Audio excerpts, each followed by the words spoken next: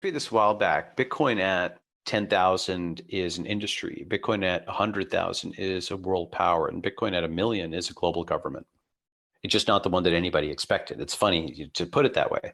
For a lot of people have thought about a global government in different ways. And essentially, there's been sort of two factions: those people who are pro-freedom and don't want a global government, and those people who are, let's say, they might phrase this pro-order or pro-state, who do want a global government. But Bitcoin at 1 million is like a pro-freedom global government, which seems like a paradoxical thing that neither group really understands.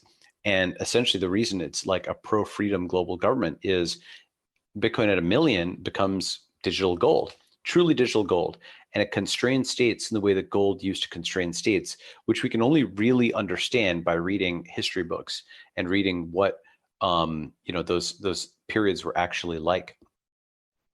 And what it basically meant was that you couldn't just, the century of total war, the 20th century, is in part a function of the fact that these states could mobilize millions of people to just go and shoot and kill each other, mobilize people to put people in gulags and concentration camps. There's something where the failure mode of getting, yes, you can get lots of people to cooperate, then cooperate to kill lots of people and do very bad things, And so instead, the alternative here is something where there's a limit on state power, and governments don't limit themselves. That's like this fundamental issue of, limited government or whatever. Governments don't limit themselves. The whole point of a government is its force. It's got a monopoly of force. So anybody who's in a territory where the government can shoot you, fundamentally, there's a sense in which you're not going to actually be able to limit it because it can shoot you.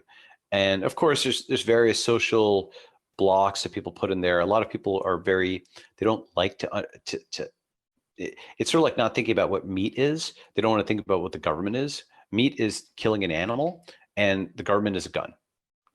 That's what it is. It is a gun. You may argue it's good or bad at certain times, but it's a gun.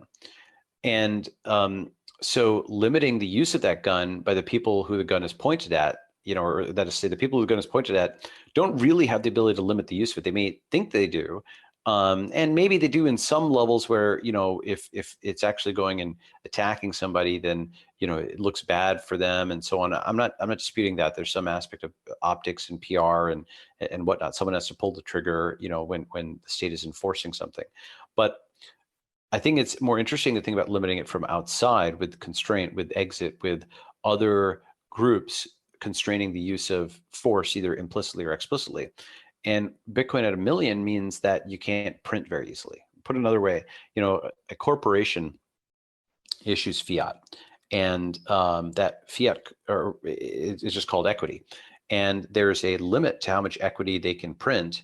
They may print equity in a new financing round or whatever, but if they dilute down existing investors too much, those existing investors either A, won't approve the round, or B, if they can't, exit, they may, if they can't stop the dilution, they may just sell their stock for dollars so they can, they have that backup plan that if there's too much printing, too much dilution, they can exit. And now that applies, if Bitcoin's at 1 million, that applies not just for a company printing too much stock, it applies for a country printing too much fiat. So there's now a way to exit without counterparty risk for anybody worldwide that is like gold in that you possess it, but it's digital and that it's portable and, it's got all those things. Now, of course, there's all kinds of scalability things that would need to be solved for this, but I'm actually much more bullish on that now. If you're looking at, have you seen WBTC? Have you followed that? Mm-hmm. Absolutely. Yeah. So WBTC is working, and it's like, it's not that complicated. It's just literally depositing BTC with somebody, and then you get WBTC tokens, and they're on the Ethereum chain, and then you can do stuff with them. And now any scalability, things that come, you can deal with that, and eventually, if you want to, you can redeem it, and that radically reduces the number of on-chain transactions. And I think that's essentially what happens. What you might have is a company at the time of boot up, it pays, I don't know, in a few years, maybe it pays $1,000 a transaction for Bitcoin, which is not something you're going to do very much, but it moves $5 million of Bitcoin into something which, then you do a wrapped BTC thing around it, and you can do micropayments on it. So you essentially work around the fact that this is a very high transaction value, high value blockchain by doing very infrequent transactions, and then doing wrappers around that for different kinds of workloads, whether it's micropayments or other payments or so on. And I think that's one way in which BTC actually can achieve its goal of being digital gold.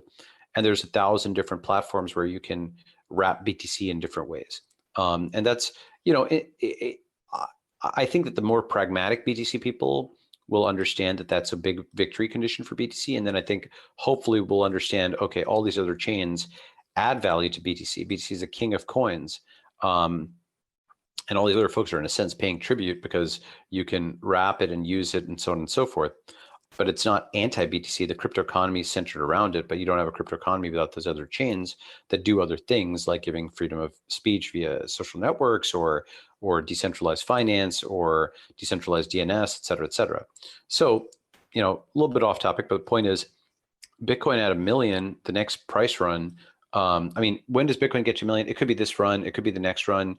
It might never get to 1 million. It might be 100 something thousand, between 100,000 million. I have no position on where that actually levels out. Okay, so I'm not giving something like that, but I am saying that at a certain point, another 10x means this is a very big deal. Another 100x means it's one of the most powerful forces in the world, if not the most powerful force. And that'll be combated. There'll be a lot of people who are going to push on whether it's actually decentralized enough. You're going to see lots of different kinds of attacks on it. But I think at the end of the day, long term, there's enough cryptocurrency technology like, ZK snarks and other kinds of things that something like Bitcoin will constrain states by 2050 or thereabouts. It's a long time period, but I think that's probably true.